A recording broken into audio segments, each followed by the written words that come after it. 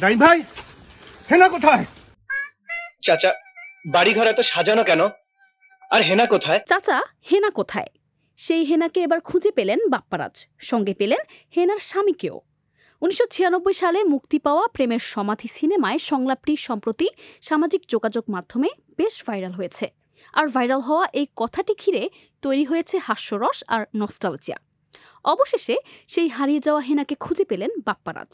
টাঙ্গাইলে এক আড্ডায় দেখা হলো দুজনের, আর সেখানে জমে উঠল পুরনো দিনের গল্প। আজ অভিনেতা নাইম টাঙ্গাইলের সাহেব বাড়িতে এক আড্ডার আয়োজন করেন, যেখানে উপস্থিত ছিলেন বাপ্পারাজ সহ বিনোদন জগতের অনেক তারকা। আর এই আয়োজনকে কাজে লাগিয়ে অবশেষে হেনার খোঁজ মিলল শিরোনামে একটি ভিডিও ফেসবুকে পোস্ট করেছেন তারকা দম্পতি নাইম ও শাবনাজ। ভিডিওটিতে দেখা গেছে একটি গাড়িতে চেপে এসে বাপ্পারাজ নাইমকে জিজ্ঞাসা করেছেন, নাইম ভাই, হেনা কোথায়? তখন নাইম বাপ্পারাজকে বলেন, বাপ্পা, তুই অনেক দেরি করে ফেলেছিস, আমার সাথে হেনার অনেক আগেই বিয়ে হয়ে গেছে।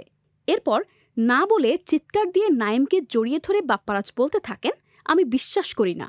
আর সঙ্গে সঙ্গেই পেছন থেকে দিঠি আনোয়ার, ইমন সাহা, বিপ্লব, কোনাল সহ কয়েকজন মিলে গাইতে শুরু করলেন প্রেমের সমাধি ভেঙে মনের শিকল ছিঁড়ে পাখি যায় উড়ে যায় গানটি।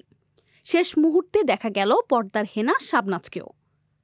কোটি মানুষের আস্থার ভালোবাসায় 11 বারের মতো দেশের 1 নম্বর রেফ্রিজারেটর ব্র্যান্ড ওয়ালটন। দীর্ঘদিন পর এ সংলাপটি সামাজিক মাধ্যমে পুনরায় জনপ্রিয়তা পেয়েছে। অনেকে এই দৃশ্যের ভিডিও ক্লিপ শেয়ার করেছেন এবং নিজেদের মতামত ও অনুভূতি প্রকাশ করছেন। News desk, 21 television.